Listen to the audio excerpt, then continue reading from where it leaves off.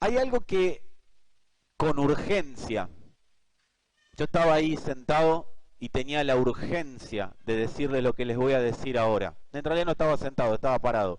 Pero desde hoy que tenía esta urgencia, hace unos días que la tengo, pero hoy se manifestó un poco más porque sabía que me encontraba con ustedes. Y hay una urgencia que nosotros definamos el lugar en el cual decidimos vivir. Necesitamos definir en carácter de urgente el lugar en el que nosotros vamos a vivir. Y no estamos hablando de que salgas a buscar alquiler, ¿sí? Ni que te compres una casa. ¿Querés comprarte, querés alquilar en otro lado? No hay problema, pero no es esa habitación de la que estoy hablando. Desde la óptica de Dios, y es importante que entendamos esto, desde la óptica de Dios, todo se desarrolla en un solo lugar. Amados, Dios concurrió a ver a ver una sola película a un solo cine. Dios no tiene muchas películas para ver. Esas son películas que los hombres nos hemos hecho. Dios concurrió o concurre día a día, minuto a minuto, a un solo cine a ver una sola película. Da la casualidad que el cine y la película se llaman de la misma manera, El Camino, que traducido en nuestros tiempos sería Cristo. Dios no tiene diferentes películas en la historia. Dios proyecta su película en un solo lugar y está constantemente en ese lugar, en ese cine. Ese lugar es el camino. Desde la óptica de Dios, la vida se desarrolla en el camino. Por eso cuando la parábola del sembrador habla de parte cayó, parte cayó, parte cayó, las otras partes, el 75% de esa parábola habla de un lugar donde no se desarrolla la vida de Dios.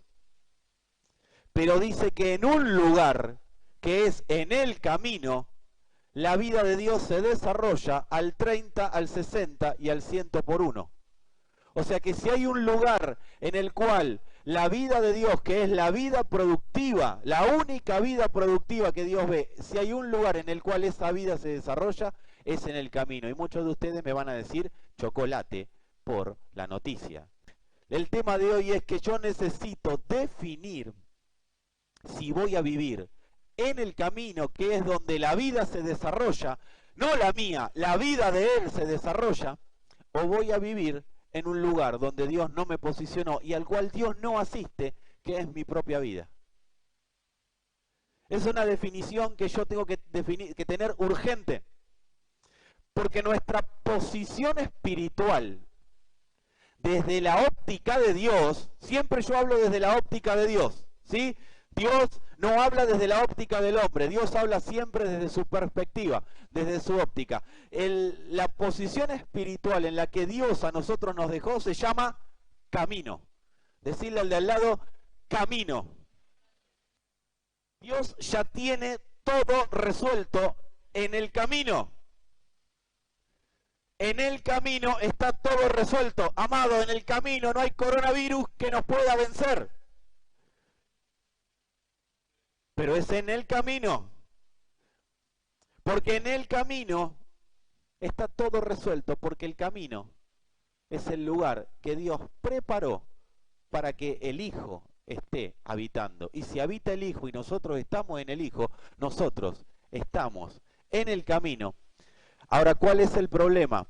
Que decí conmigo, posicionalmente estamos en el camino, pero mentalmente a veces no estamos en el camino.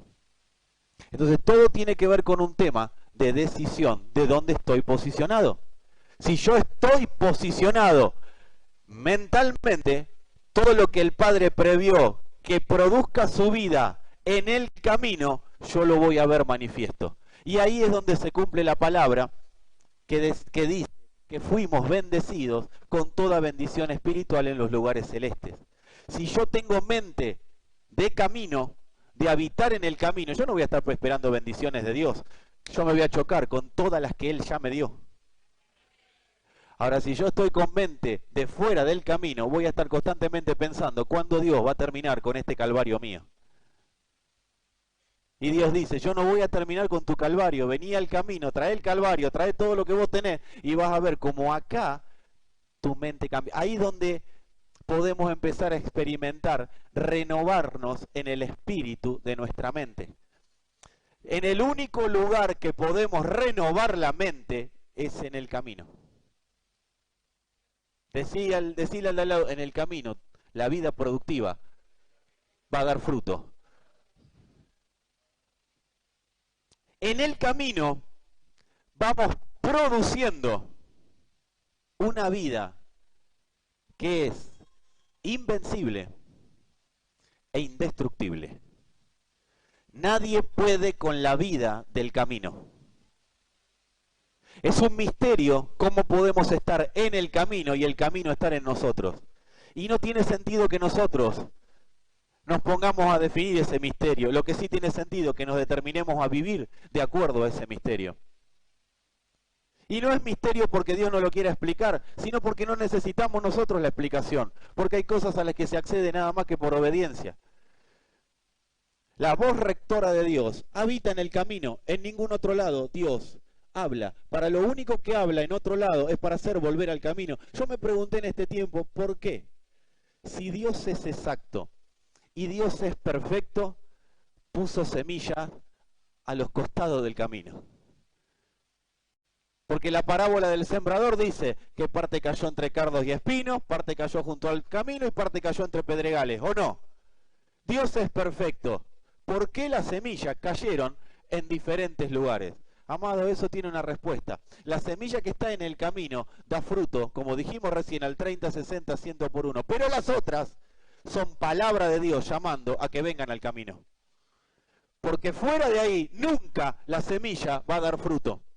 Porque siempre el sistema, la potestad del aire, el espíritu del siglo va a gobernar por sobre la semilla. Pero cuando la semilla grita, vengan al camino y estamos en el camino, todo efecto de las tinieblas se pierde y en el camino empieza a ser producida la vida que va a ir delante nuestro y que nos va a hacer a nosotros, por añadidura, invencibles.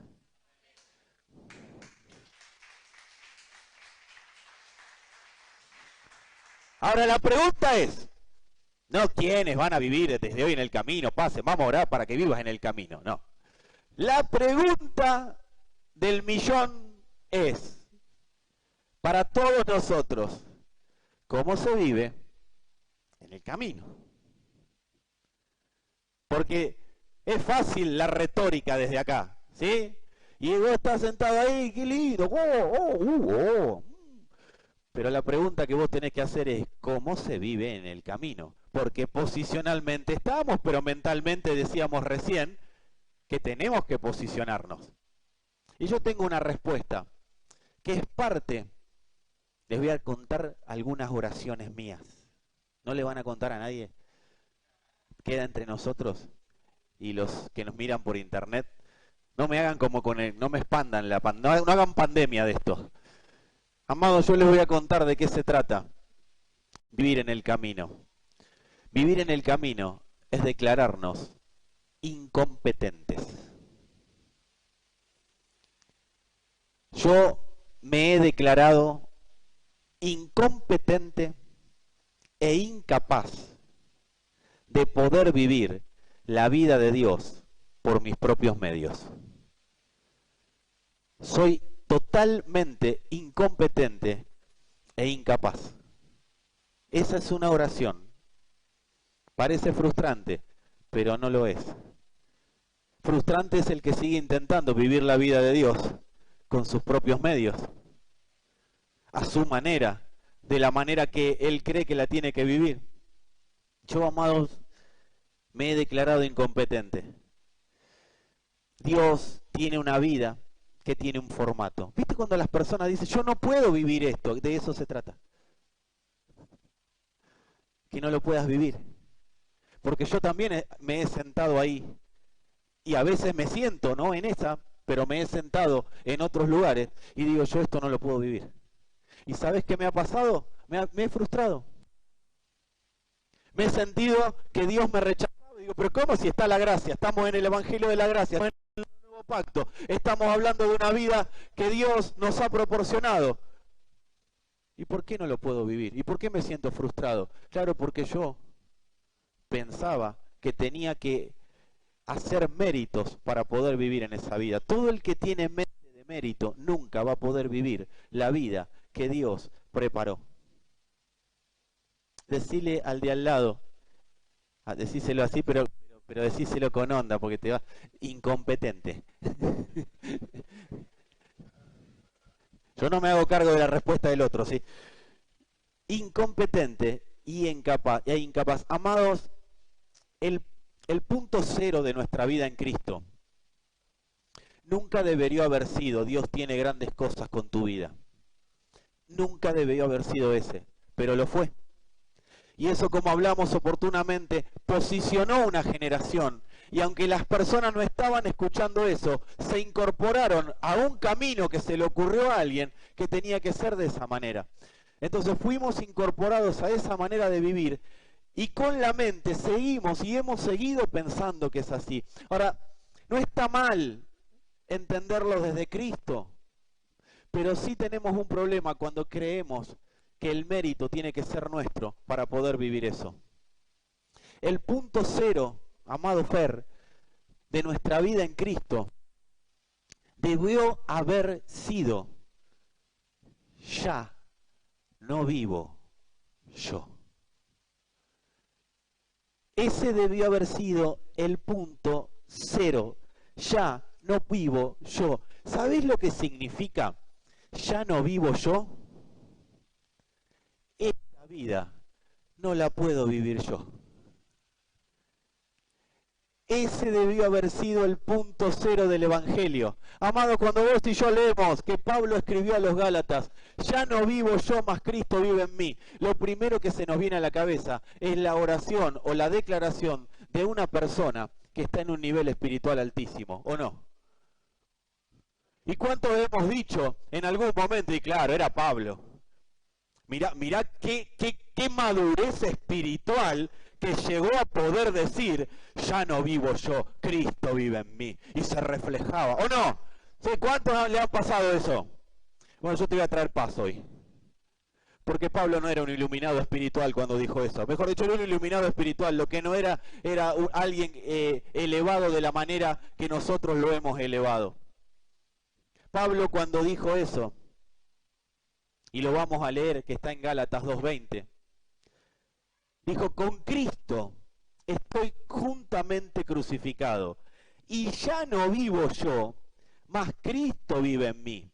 Y lo que ahora vivo en la carne, lo vivo en la fe del Hijo de Dios, el cual me amó y se entregó a sí mismo por mí.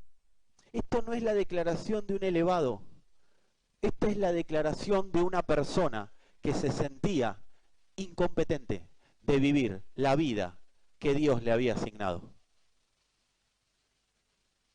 No era que Pablo le estaba diciendo a los Gálatas, mírense ustedes cómo están, hagan como yo, que Cristo es reflejado a través mío. Amado, a veces Cristo es reflejado a través nuestro y nosotros no nos damos cuenta. O sea que no se trata de eso, se trata de entender nuestra incompetencia.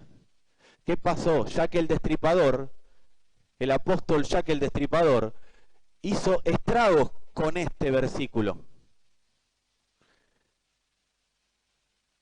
Cuando dice, ya no, ustedes tienen un pastor que ustedes saben que es periodista y que le gusta investigar.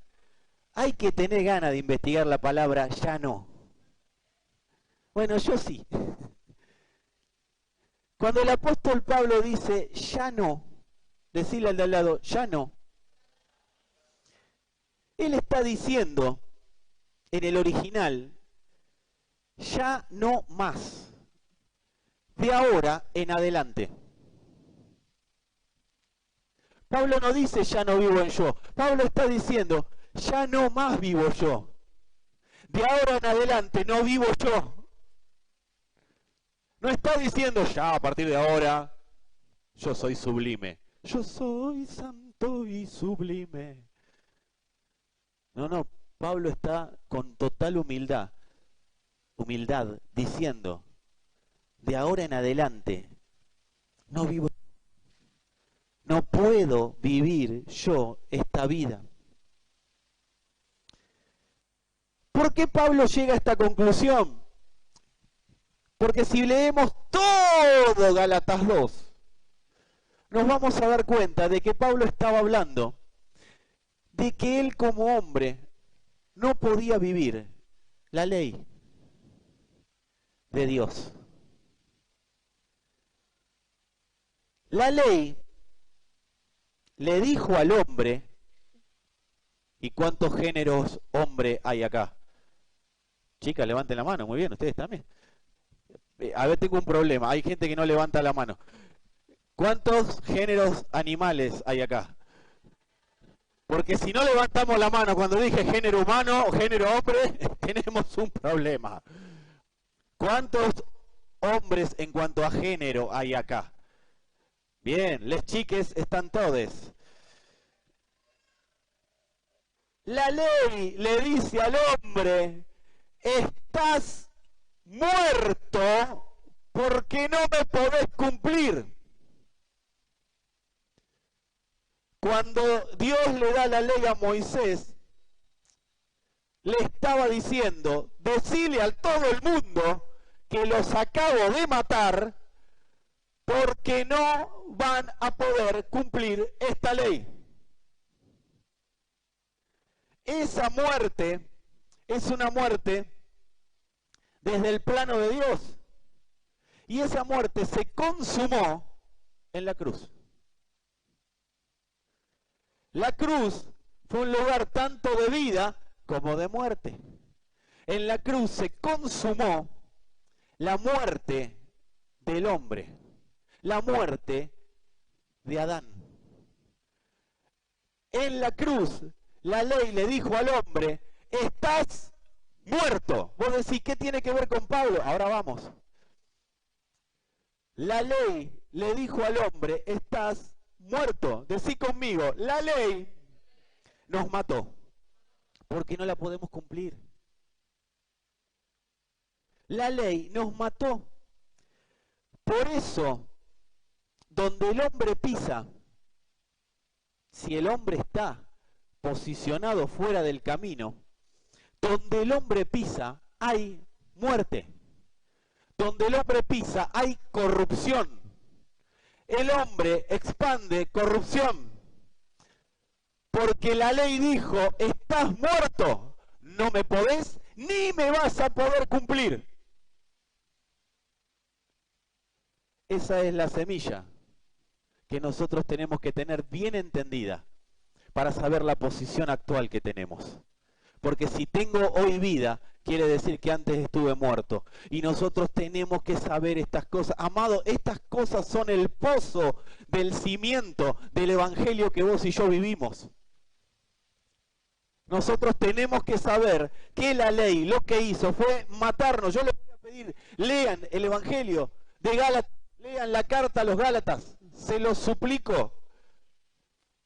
Por eso Pablo dice, no es que haya otro evangelio. El único evangelio es la buena noticia de Dios que dice que estabas muerto y ahora vivís. Pero no por tus méritos, sino por los méritos de Cristo. Por lo que hizo el Señor. Por eso recién cantábamos. Por lo que, ¿qué entendés cuando cantás? ¿Qué entiendo cuando canto? Por lo que hiciste en mí, estabas muerto. No tenía posibilidades de vivir. No hay posibilidad, amados, de que un muerto viva una vida productiva. Porque los muertos, ¿cómo están los muertos? Muy bien, bien, tienen revelación, bien. Los muertos están muertos. Por eso el Señor le dijo, dejá que los muertos entierren a los muertos y vos venís y sé mi discípulo, porque vos estás para vida. No estás para que te quedes haciendo culto a la muerte, estás para que vengas a la vida. Entonces, los muertos, decí conmigo, los muertos hacen obras de muertos. Son obras totalmente improductivas. Amados, las obras de los muertos son ignoradas por Dios. Ahora, ¿puede haber vivos muertos? ¿Cuáles son los vivos muertos? No los muertos vivos, los vivos muertos. Los Walking Dead del Evangelio son los que están posicionados por Dios en el camino para vida, pero con su mente hacen obras de muertos. El que está posicionado por Dios para vida, se supone que de vida. Amados, los muertos hacen obras de muertos. Las obras de muertos son improductivas y son ignoradas por Dios. ¿Se acuerdan lo que dijimos recién? ¿En qué cine está Dios? En el camino. Dios no está en el cine llamado Pedregales. Dios no está en el cine llamado Junto al Camino. Dios no está en el cine llamado Espino. Dios está en el cine llamado El Camino, proyectando la película que se llama Yo soy el camino, la verdad y la vida. Y nadie va al Padre, nadie vive una vida de vivo, y no se hagan los vivos, nadie vive una vida de vivo si no está en el camino.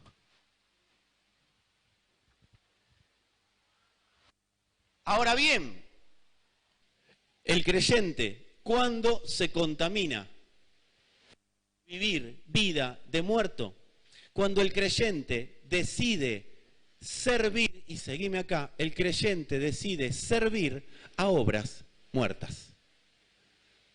Cuando el creyente sirve más a las obras de este sistema que a Dios, el creyente está viviendo en obras muertas y se está contaminando. ¿Y cuándo se contamina? ¿Cuando peca? Es parte. Porque no vamos a hacer categorías de pecado acá. Nosotros fuimos salvados de todos. Salvados de todos significa que tenemos el gobierno sobre todos. Algunos con más madurez o menos madurez irán siendo perfeccionados e irán dejando cosas que es bueno que vayan dejando. Pero amados, cuando nosotros servimos es un poco más profundo. Cuando yo sirvo más a este sistema que a Dios, yo estoy viviendo obras de muerto. Y servir a Dios no es estar todo el día acá adentro. Estamos hablando de vivir según las obras del Padre. ¿Sabes dónde están las obras del Padre? Escritas en tu espíritu. ¿Sabes dónde están las obras de los muertos? Escritas en tu mente y en la mía. A las que obedezco es la vida que estoy viviendo. No se trata de dónde me puso Dios. Dios ya sabe dónde me puso. El tema es que Dios cuando me vaya a buscar yo esté ahí.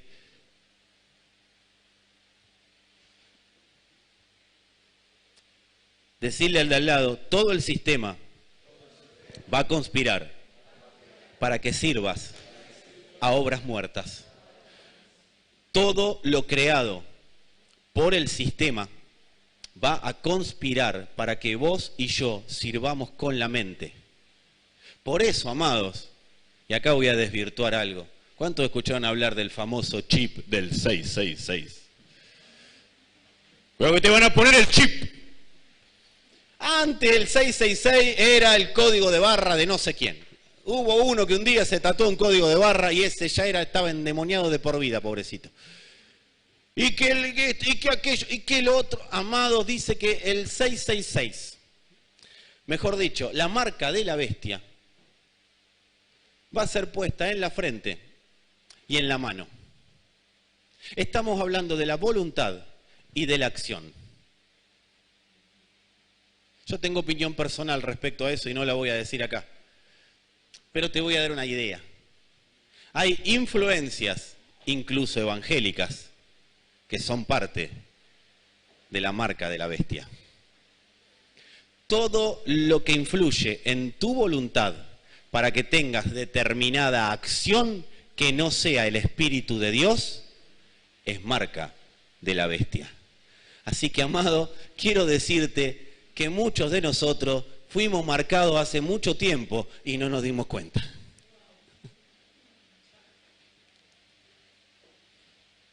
No le tengas miedo al chip. Es más, ponete el chip. A ver si todavía un día te perdés y alguien te puede encontrar. No te pelees con la tecnología. La marca de la bestia por algo es número de hombre.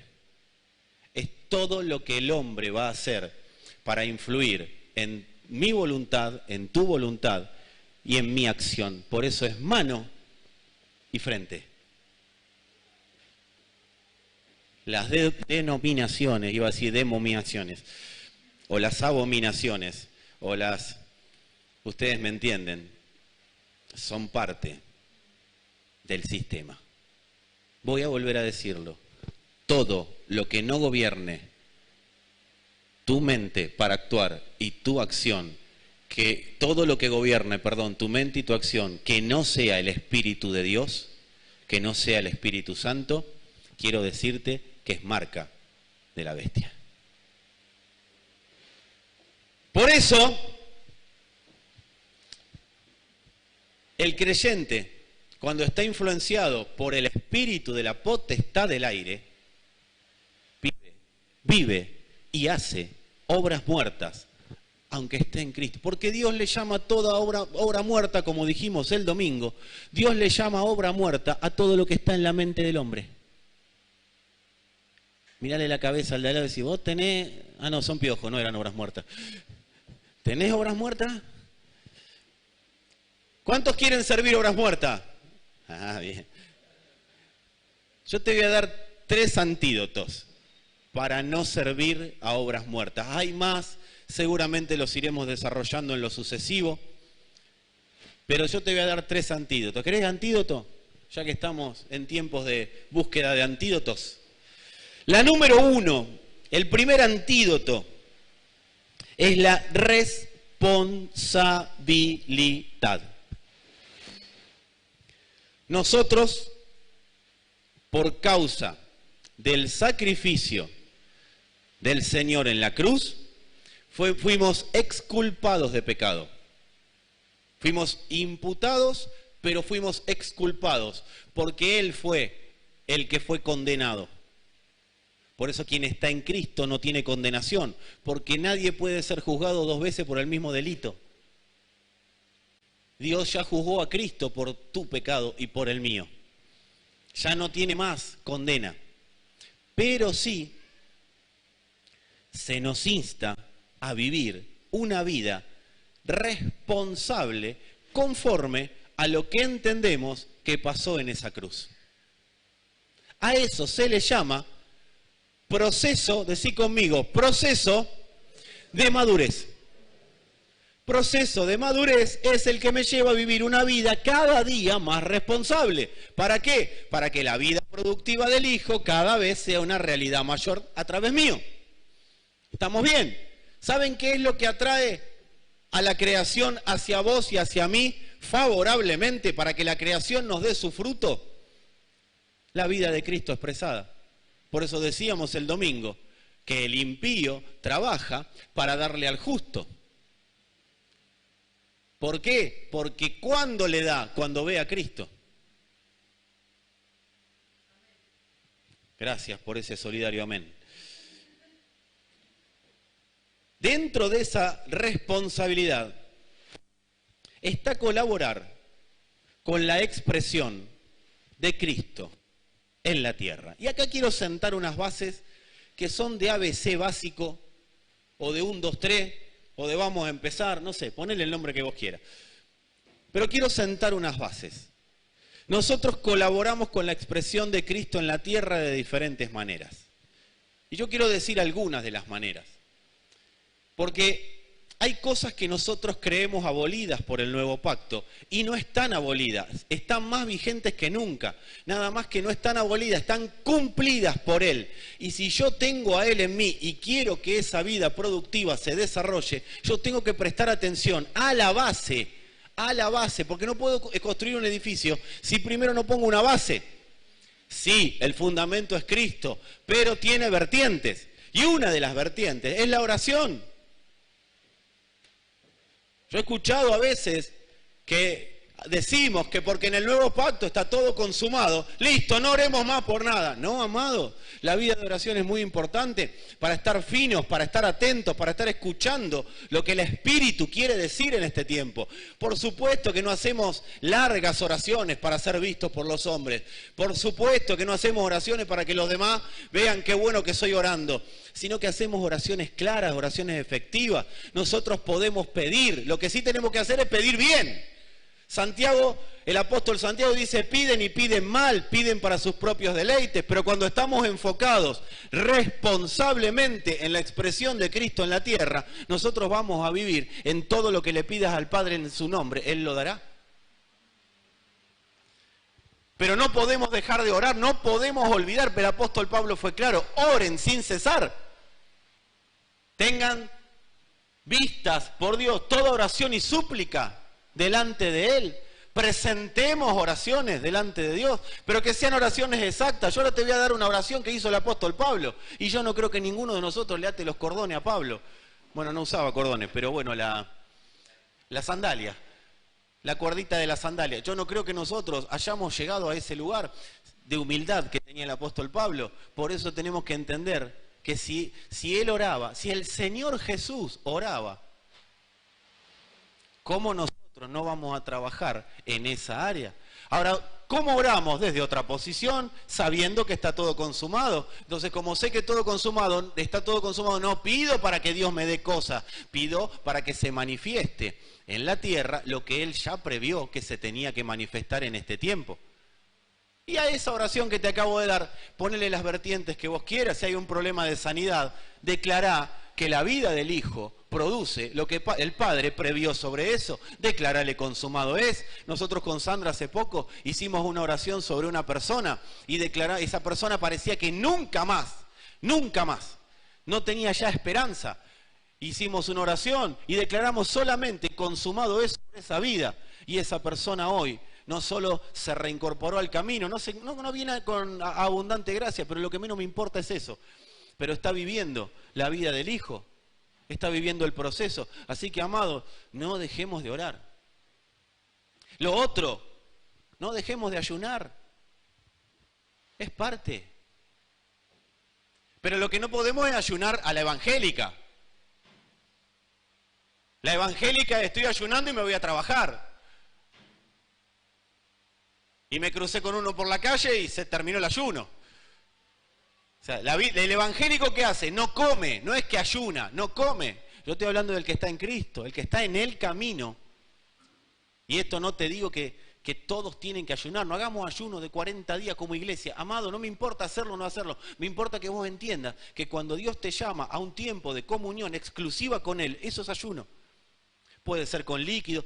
¿Saben cómo digo yo que siempre hay que hacer un ayuno? Guiado por un nutricionista. Anda un médico, voy a ayunar. El médico no te va a preguntar para qué. El médico te va a decir, bueno, dale, hace esto según como estás vos, físicamente, hace esto. Si tenés una enfermedad como la diabetes, ni se te ocurra ayunar de alimentos. Pero sí, ayuna de cosas que quizás te gustan demasiado y es qué bueno que ese día no las hagas. Y te dediques a la oración, y te dediques a la lectura de la Escritura, y te dediques a profundizar en la vida de Cristo. ¿Qué hace el ayuno? No le tuerce el brazo a Dios. El ayuno lo que hace es generar que nosotros tengamos el calibre espiritual más afinado. ¿Para qué? Para saber declarar en la tierra lo que Dios previó que se declare en el cielo. O para este tiempo en la tierra. O sea, manifestamos el gobierno de Dios entendiendo oración y entendiendo ayuno. Lo tercero, no podemos dejar de leer las Escrituras. Y puede ser todo en el mismo día, no es que un día, no podemos dejar de leer las Escrituras. Las Escrituras las tenemos que leer, porque las Escrituras hablan de Cristo. Ahora, puede haber algún versículo, algo en la Escritura que Dios me quiera hablar específicamente a mí, pero eso tiene que pasar por el filtro de estar construyendo lo que Dios está construyendo en la tierra. Si Dios me habla de prosperidad, y si yo leo sobre prosperidad en la Escritura, pero Dios me está hablando de un proceso que tengo que pasar, y bueno, amado, yo le creería más a Dios que habla de proceso que al Dios propio mío que habla de se viene prosperidad para tu vida. Es necesario que a causa de muchas tribulaciones entremos al reino de Dios. Necesitamos procesos. Pero bueno, la Escritura te va a permitir y me va a permitir entender mejor los procesos de Dios. Cómo fue procesado el Señor Jesucristo hasta llegar a donde llegó. ¿Cuántos saben que el Señor empezó su ministerio rico? ¿O qué te cree que le llevaron los reyes? A ver, vos sabés, ¿qué le llevaron? El padre tenía una carpintería tremendamente exitosa, pero a través de los procesos él se fue dando cada día más cuenta de que todo lo que el sistema le podía dar no le servía para nada, sino era que él estaba en el camino, que era él mismo, cumpliendo la obra del Padre. Lean la Escritura. Lean la Escritura. Es fundamental. Lo otro, discipular. Id y haced discípulos a todas las naciones. Eso no es para 3 o 4 que tienen el don evangelístico. Eso es para todos nosotros. Discipular. Todos podemos discipular a alguien y todos debemos ser discipulados por alguien. Necesito ser discipulado. Ahora, ¿qué ha pasado con el discipulado? El discipulado se ha transformado en discípulos del único que tenés que ser discípulo es del Señor. Amado, yo sueño con una iglesia que cada vez dependa menos de la predicación del que está acá y dependa más de la predicación del Espíritu Santo. Pero bueno, es el formato que hoy tenemos, así que no nos hagamos los espiritualoides. No, yo no me congrego más porque me va a predicar el Espíritu, ¿no? Porque esto es hasta que todos lleguemos a la estatura del varón perfecto. Y yo no sé vos, yo todavía no llegué, entonces necesito que las gracias ministeriales me disipulen. Leer la Escritura te va a permitir entender esto, porque si lees Efesios 4 tenés el claro entendimiento de lo que significa ser mentoreado por las gracias. Expresar dones, servir, congregarse, son todas cosas que son parte, deben ser el espíritu del siglo. ¿Por qué? Porque son todas cosas que nos llevan a ver el bien común, a ver el bien de los demás. Y por eso te dije que el anuncio que te di del coronavirus tenía que ver con esto. Son cosas que nos ayudan a ver el bien común. Cuenta la Escritura que había 10 leprosos. ¿Cuántos conocen la historia de los 10 leprosos? ¿Sabés lo que hicieron los leprosos? Se quedaron de lejos, mirando al Señor y gritándole, ten misericordia de mí. ¿Sabés qué? Porque la necesidad personal de ellos no podía perjudicar la vida de toda la sociedad. Porque si se acercaban, iban a contagiar de lepra a mucha gente.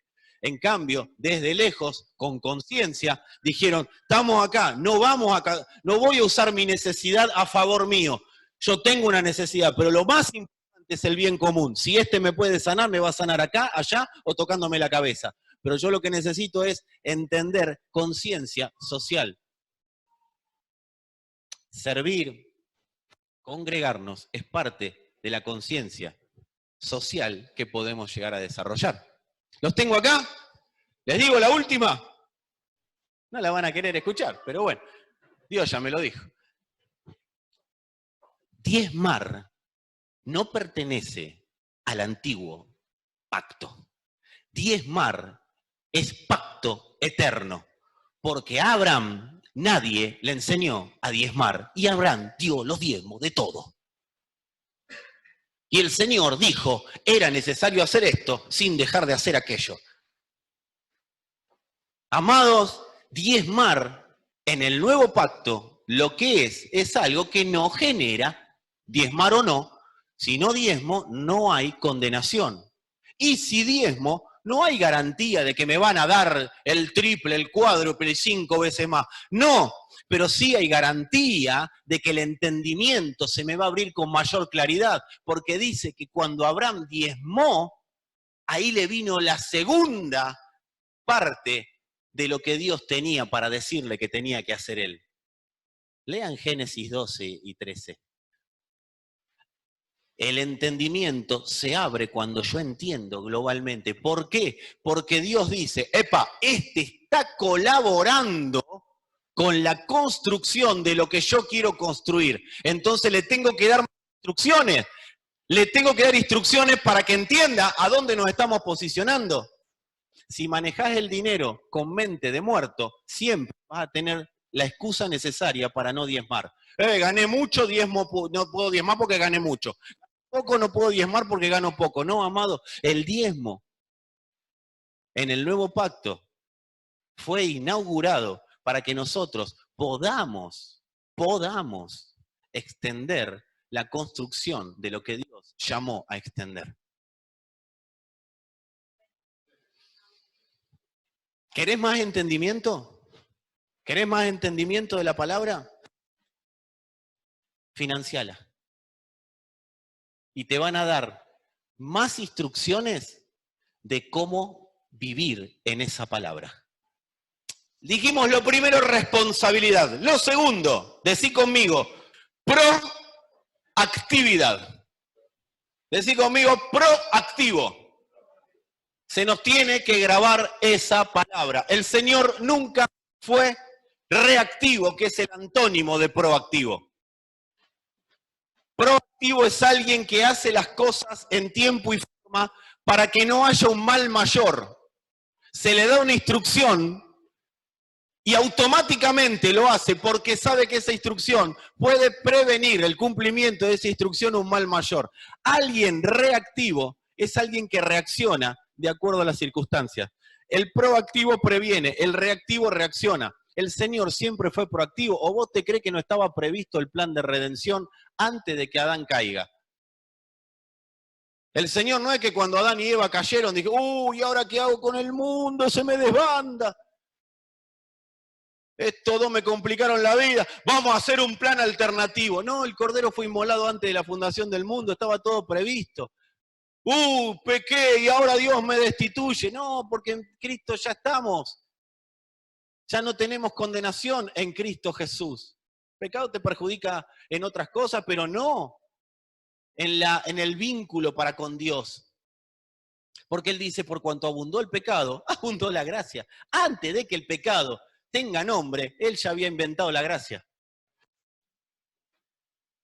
Cuando el pecado se puso a mirar la vidriera para comprarse un jean, Dios había hecho 3 bermudas ya.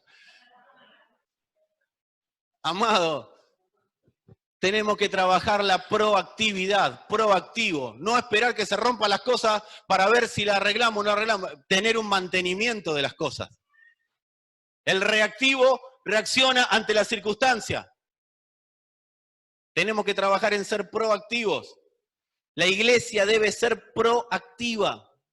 Nosotros tenemos que entender que no hacemos cosas para que pase algo. Decí conmigo, no hacemos cosas para que pase algo. Manifestamos lo que ya pasó. Ese es alguien reactivo, el que hace cosas para que pase algo. Señor, ¿y ahora qué hago con este problema que tengo? Voy a orar para que este problema se solucione. No, si hubiera orado antes, hubiera sabido identificar por qué vino el problema. Por una irresponsabilidad o quizás por un proceso que es necesario que atravieses y que yo atraviese. Por eso es la proactividad. No oramos para que algo pase, oramos para poder ver que cuando pase, yo identificar y tener en claro cómo actuar en consecuencia de eso. Porque ¿sabés qué te va a pasar y me va a pasar? Me voy a poner a orar para que Dios solucione algo que ya estaba solucionado en el camino. ¿Y qué se pierde? Tiempo. A veces manifestamos lo que ya pasó. Manifestamos la obra de la cruz sin darnos cuenta. Por eso a Dios no está tan interesado en que tengamos todo claro. Está interesado en que tengamos la determinación de construir lo que Él quiso construir en la tierra para este tiempo. Porque vas a estar parado en un lugar, no te vas a dar cuenta cómo, pero pasaron las cosas que tenían que pasar. Alguien por tu sola presencia va a ser alumbrado. Alguien por tu sola presencia va a ser una persona que deje lo que estaba haciendo para hacer lo que Dios determinó que haga. ¿Somos proactivos cuando actuamos según diseño? Y el diseño de Dios implica tiempo exacto para actuar. Dani, si te llama un viaje para que vayas a las 6 de la tarde, nah, pero yo voy mañana a las 6, total, la gente me entiende porque es buena gente. No te llama más. Tiene que ser exacto, en el tiempo justo. No se puede hacer en otro momento. ¿Y sabés dónde hay un entrenamiento espectacular para ser proactivo? En la congregación. La congregación es hermosa para entrenar. Lo que pasa es que nosotros no hemos creído que la congregación era el lugar donde se jugaba el partido. Acá estamos entrenando. Esta es la cancha alternativa. Acá no jugamos a nada. Por eso los que se vienen acá adelante, este que está acá adelante, esto no es nada. Esto es entrenamiento. Dios nos entrena en la congregación para posicionarnos en la iglesia. Primero nos entrena en lo personal, después nos entrena en la familia, después nos entrena en la congregación y recién después nos posiciona en la iglesia. ¿Cuál es el fin de la congregación? Entregarle a la iglesia personas medianamente maduras que no generen conflicto. Personas que Dios les pueda decir, no me gusta lo que estás haciendo. Lo que estás haciendo, lo estás haciendo mal. ¿Hay alguno acá? Después te lo voy a decir entonces. Personas que Dios le pueda decir lo que quiera, pero ¿sabés qué? Dios puso las gracias para hacer ese trabajito sucio. Porque el trabajo sucio general ya lo hizo Él en la cruz, entonces Él ya está. Ahora vienen las gracias ministeriales a trabajar en el perfeccionamiento del alma de los santos, para que el espíritu no tenga obstáculos. Y una vez que el espíritu está en el alma sin obstáculos, esa persona está habilitada para ser una persona que sirva a la iglesia del Señor. Mientras tanto, vamos a seguir siendo amateur tratando de ver si podemos lograr algún día hacer algo. Alguien como Caín, perdón, como Abel, y que no sea como Caín. Alguien a quien Dios le pueda decir, ¿sabes qué? No me gusta tu ofrenda. Caín no entendió el entrenamiento, entonces fue y mató al que había ofrendado bien. ¿Y por qué este ha sido por Dios, lo ponen acá, lo ponen allá? Y capaz que yo tengo que ver cómo estoy posicionado. Alguien que sea como David, entendido en el corazón de Dios. Obviamente nosotros no buscamos ni ser ni como Abel, ni como David, ni como ninguno de los profetas. Nosotros buscamos ser transformados a la imagen de Cristo, pero tenemos ejemplos en la Escritura. Decí conmigo, lo primero, responsabilidad. Lo segundo, proactividad. Lo tercero, el tercer antídoto que Dios nos permite tener o experimentar, decí conmigo esta palabra, entendimiento. Y cualquiera que esté sentado ahí y diga, yo ya lo sé, ese va a ser pasible de juicio ante el concilio y será expulsado de la sinagoga en breve. Amados, entendimiento, decí conmigo entendimiento. ¿Cuántos quieren tener un nuevo entendimiento de la palabra entendimiento? Llegaste justo. Ayúdame a decirle al de al lado, llegaste justo. Entendimiento es la clave, acuérdense, la palabra se llama la clave de acceso a una vida productiva. Entendimiento es la clave de acceso para la vida productiva que se nos asignó. Amados, sin entendimiento nunca voy a poder construir lo que Dios está construyendo.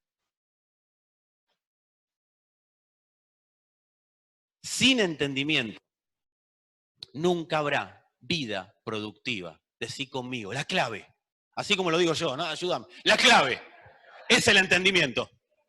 Dice Efesios capítulo 1, versículos 16 al 18.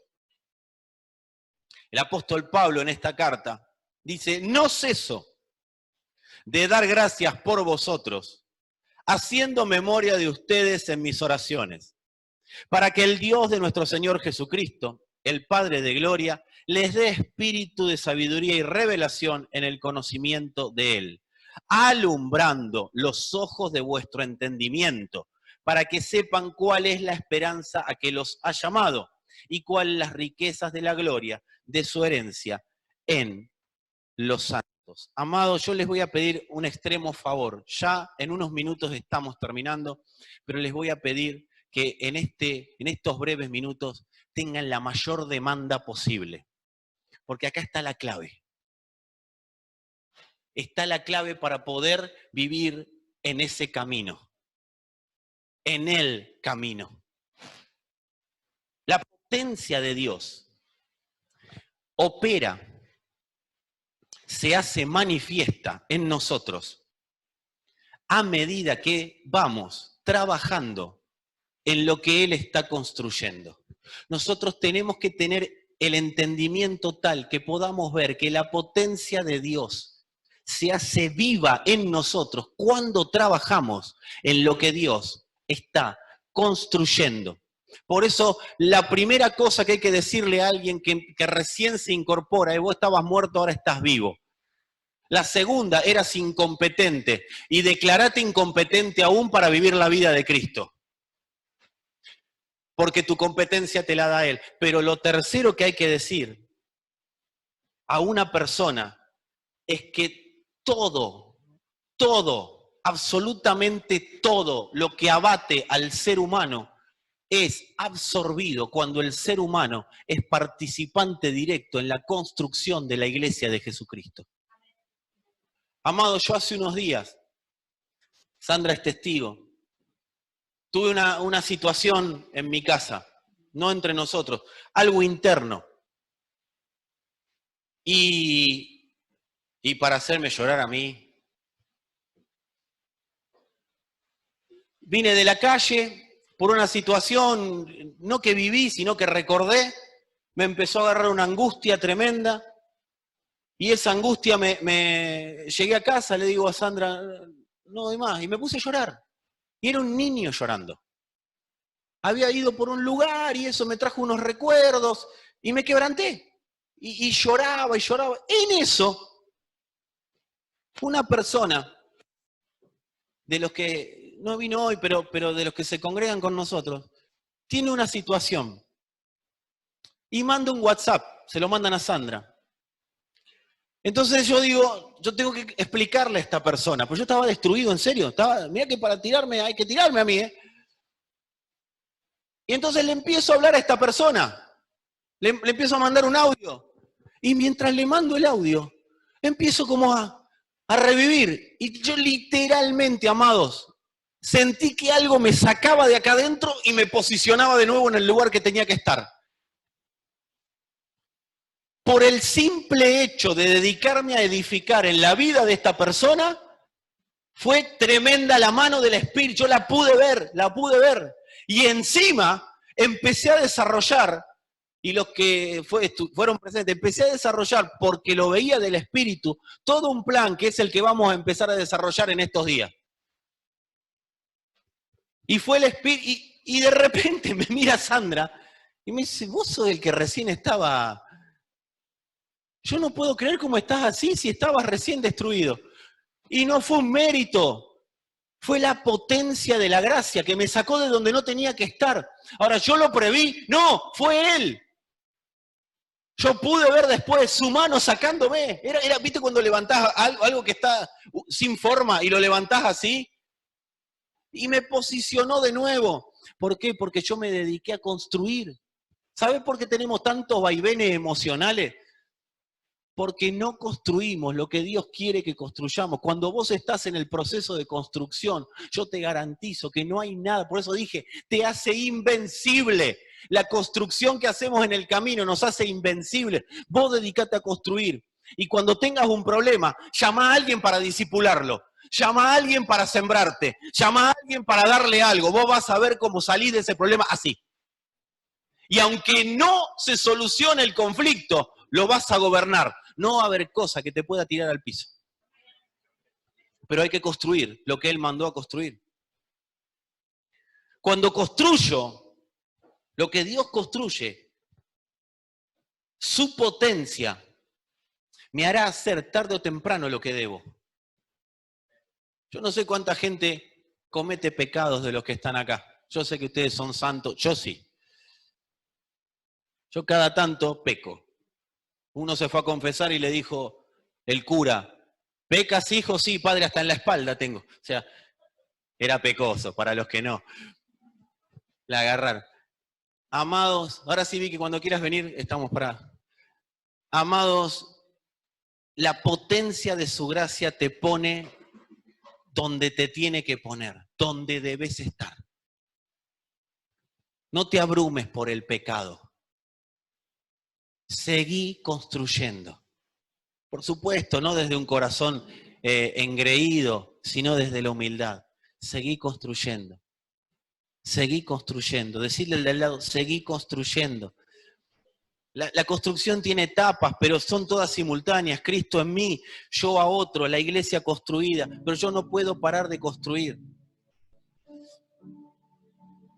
En Cristo, Dios me da la competencia y el poder para poder construir. Amados, recién dijimos, yo me declaro incompetente, pero sí sé que en Él tengo la potencia y la competencia dada por Él.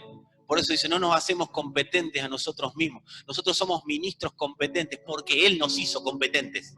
¿Qué es alguien competente? Alguien que está habilitado para ejercer la tarea. Que Dios lo mandó a ejercer.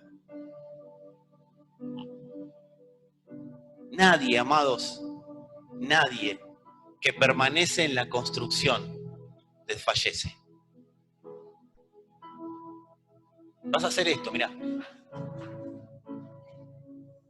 Y cuando te esté por caer, va a haber una mano que te va a levantar. Porque dice tu Biblia, poderoso es Dios para guardarnos irreprensibles y sin mancha. Poderoso es Dios. No mi competencia. Poderoso es Dios. La potencia de la gracia nos levanta. Yo puedo sentir, y lo sentía cuando estaba preparando la palabra, que hay personas en tumbas. La potencia de la gracia nos levanta de cualquier tumba en la que nosotros estemos metidos. Porque la potencia de la gracia lo levantó a Él de entre los muertos. Lo sacó a Él de la tumba. Y con Él fuimos todos ya sacados de la tumba. Por eso te estoy relatando, no algo que va a pasar. Te estoy diciendo algo que ya pasó. Amado, ya saliste de la tumba. Ahora damos la orden para que eso se materialice en este tiempo, en esta generación y con tu vida. Salí de la tumba. Porque no es mérito, es gracia. La potencia de Dios en nosotros se manifiesta al hacer lo que el Espíritu le pide a su iglesia. Cuando los santos construyen, viven en la potencia que levantó a Cristo de entre los muertos. Por eso Él dice, levántate, tú que duermes, y te alumbrará el Señor. Pero hay una cosa, es levantarme entendiendo que me levanto, no porque me levanto y Dios qué bueno que es que me levantó. Dios me levanta porque soy necesario en la construcción. Dios no se puede privar de levantar a alguien que entendió lo que tiene que construir. Salí del estado tumba. Ahora, yo recién te dije, lo dejé para el final así no se me duermen. Yo recién te dije algo. ¿Cuántos quieren tener una nueva concepción de la palabra entendimiento? Cuando Pablo dice, alumbra los ojos del entendimiento, la palabra griega es cardia, con K. Cardia. La palabra cardia acá es corazón. Pablo está diciendo que puedan ser iluminados. Seguime acá porque es lo que es el sentido de la palabra. Que puedan ser iluminados en el corazón para que su voluntad se incline a hacer lo que les pide el Espíritu. ¿Y qué pide el Espíritu? Que edifiquemos su iglesia. Que sea alumbrado el corazón. Eso es lo que implica la palabra entendimiento. Que el corazón sea alumbrado para que puedan hacer por el Espíritu lo que el Espíritu quiere que hagan. En Efesios 1, y me voy a ir desde el 15 en adelante. Dice el apóstol Pablo: por eso yo, al tener noticias de la fe que tienen en Jesucristo, el Señor, Biblia, la palabra hispanoamericana, Guido, y del amor que dispensan a los creyentes, les recuerdo en mis oraciones y no me canso de dar gracias a Dios por ustedes. Miren la oración de Pablo. Que el Dios de nuestro Señor Jesucristo, el Padre a quien pertenece la gloria, les otorgue un espíritu de sabiduría y de revelación que se los haga conocer. O sea, la revelación y la sabiduría no es para ver cómo salgo, es para conocerlo a Él, porque si lo conozco a Él, ya salí. Que les llene de luz los ojos del corazón, para que conozcan cuál es la esperanza a la que los llama. Qué inmensa es la gloria que ofrece en herencia a su pueblo. Y qué formidable la potencia que te hablé recién, que despliega en favor de nosotros, decir de mí, los creyentes, manifestada en la eficacia de su fuerza poderosa. Es el poder que Dios desplegó en Cristo al resucitarlo triunfante de la muerte y sentarlo en el cielo junto a sí, por encima de todo principado, potestad, autoridad y dominio, y por encima de cualquier otro título que se aprecie de tal, no solo en el mundo presente, sino también en el futuro. Todo lo ha puesto bajo el dominio de Cristo, constituyéndole cabeza suprema de la iglesia, que es el cuerpo de Cristo, y como tal, plenitud del que llena totalmente el universo. Esa es la potencia que opera en el camino para que la vida productiva se desarrolle sin obstáculos. Él alumbra el corazón y declaro y oro para que el corazón de los santos, los que están acá, los que están en internet y los que van a ser impactados por la palabra, aunque ni siquiera se hayan enterado que había una palabra. Y eso incluye a tu familia, eso incluye a tus enemigos, eso incluye a tus adversarios, eso incluye a los que hoy no están, eso incluye a los que se fueron, eso incluye a los que alguna vez nos abandonaron. Amados, oro para que alumbre los ojos del corazón y podamos ver la plenitud que se nos fue asignada en Cristo. La plenitud del Padre es su iglesia. Por eso cuando trabajo en que esa plenitud sea manifiesta, opero en la potencia. Amado, yo no sé si vos podés dimensionar, oro para que lo dimensiones ahora, a la noche cuando estás durmiendo, antes de irte a dormir, mañana cuando te levantás, oro para que puedas dimensionar y yo también pueda dimensionar la potencia que tiene la gracia de Dios de haber resucitado a alguien desde los muertos y se resucitó con tal fuerza que lo sentó al lado de él y con esa potencia nos llevó y nos resucitó a todos nosotros. Y dice que lo puso por sobre todo, por sobre todo. No hay nada que te pueda gobernar porque estás sobre todo, pero operando desde la potencia de él y no desde la tuya, ni yo desde la mía. Señor, que podamos conocer esa potencia, que podamos conocer esta gracia, que podamos conocer la fortaleza que nos diste en ese lugar, en ese camino, que podamos ver lo que es la plenitud de la iglesia. Amado, no vimos ni el 0,1% de lo que es la iglesia. Oremos para que nosotros, nuestros hijos y generaciones que vengan puedan ver esa potencia. No te conformes con que hoy tus hijos no están en el evangelio, que no están en el camino. No te conformes. Orá para que los ojos del entendimiento, para que el corazón les sea iluminado.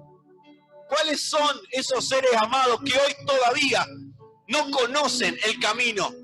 Orá, orá, orá. La potencia de su gracia se tiene que manifestar. Yo estoy un poco nervioso, sacado diría, porque quiero, no de enojo, yo quiero ver esa potencia manifiesta en las calles. Esa potencia, amado. ¿Sabe por qué muere y resucita el Señor? ¿Sabe por qué el Padre resucita al Señor? No solo porque Dios es bueno, no porque era el Hijo, porque era la piedra angular de una construcción. ¿Sabe por qué Dios te resucita de donde estás? Porque sos piedra viva dentro de esa construcción. El Señor resucita porque pudiendo dejar todo, irse, bajarse de la cruz, o ni siquiera ir a la cruz, decidió seguir construyendo. ¿Sabes por qué vas a resucitar? Porque decidís seguir construyendo. Seguí construyendo y vas a ver operando en vos el poder de la resurrección, Fer. Si quieres, ponete de pie.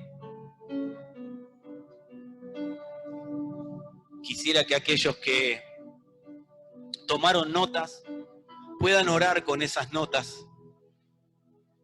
Que todos aquellos que han entendido la palabra puedan orar en función de ella. Amados, los que se tienen que ir, oren en función de esto. Señor, gracias por la potencia que nos has permitido tener. Entendemos que no fue por nuestros méritos. Señor, yo me declaro incompetente. Amado, amada, no puedo hacer la oración por vos. Pero me sigo declarando incompetente para vivir la vida productiva que el Padre planificó. Pero sé que en Él, sé que en Él está la competencia. Yo muero a mi propia competencia, Padre. Porque si yo soy competente por mis propios medios, compito con vos. Y opero en mi propio poder y en mi propia fuerza. Esto explicaría por qué hay cosas que desaparecen de nuestras vidas. No tiene que ver el diablo. Esa basura es un influenciador nada más. Tiene que ver con la potencia que yo permito que opere a través mío. Parte cayó en el camino, que es la buena tierra. Declaro que esta palabra no solo nos posiciona, sino que nos hace prosperar en la buena tierra. Lo declaramos en tu nombre, papá. Lo declaramos en tu nombre. Yo te voy a invitar a que puedas hacer tu oración. No le pidas al Señor que te saque de la tumba. Decile que querés ver cómo saliste ya. Si vas a hacer un compromiso que sea de edificación, no para dejar de hacer, sino para comenzar a hacer. Señor, yo quiero edificar lo que estás edificando, no por conveniencia personal, sino porque sé que te conviene a vos. Quiero edificar, Padre, todo lo que te conviene a vos. Porque si te conviene a vos, me conviene a mí. Padre, que todo lo que no me conviene a mí, yo lo pueda ver, para que si tengo que derribarlo, lo derribe.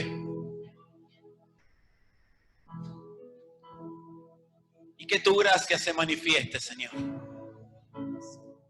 En todos y en cada uno de los santos, que tu gracia sea manifiesta. Que nadie pueda decir que tu gracia no se expresó. Que el corazón sea alumbrado, Señor. Que el corazón sea alumbrado. Alumbranos el corazón, Padre, que podamos ver, que podamos ver, que podamos ver. Porque la única manera, amado, amada, de tomar decisiones de vida, de hacer las obras de vida, es pudiendo ver. Oro para que puedas ver. Y a partir de ver, seas guiado por el Espíritu. Es gracia, abundante gracia. Si estoy en ti,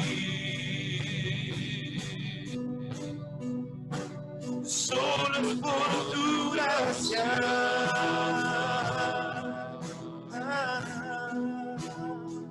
No es con mis fuerzas, es con tu espíritu en mí. No es con mis fuerzas, es por tu espíritu en mí. No es por mis fuerzas, es por tu espíritu en mí. Tú completarás lo que iniciaste en mí. No es por mi fuerza, es por tu espíritu en mí. No es por mi fuerza, es por tu espíritu en mí. No es por mi fuerza, es por tu espíritu en mí. Tú completarás lo que iniciaste en mí.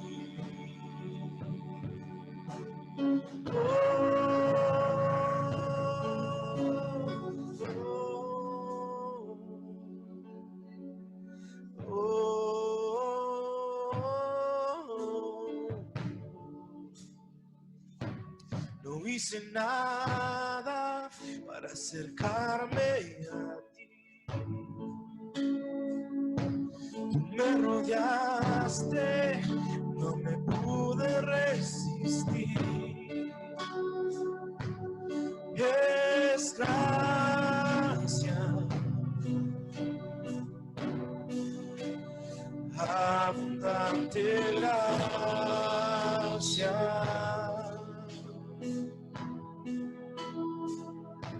Fuiste el primero en dar el paso hacia mí. Tú me pensaste, vivo para ti. Y es gracia, abundante gracia.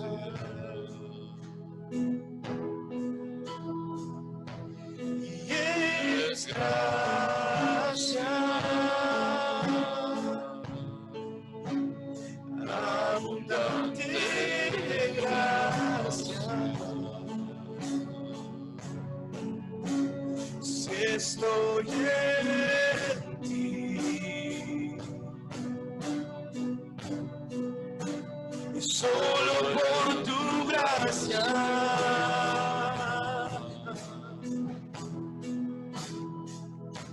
Y es gracia, abundante gracia.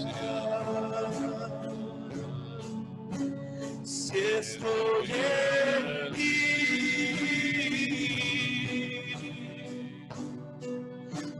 solo es por tu gracia.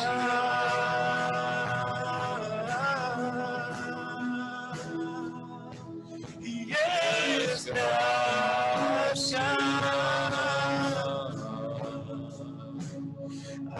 abundante gracia. Si estoy en ti,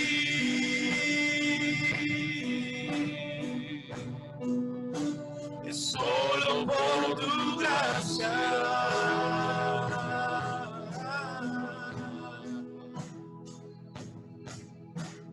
Gracia, abundante gracia. Si estoy en ti,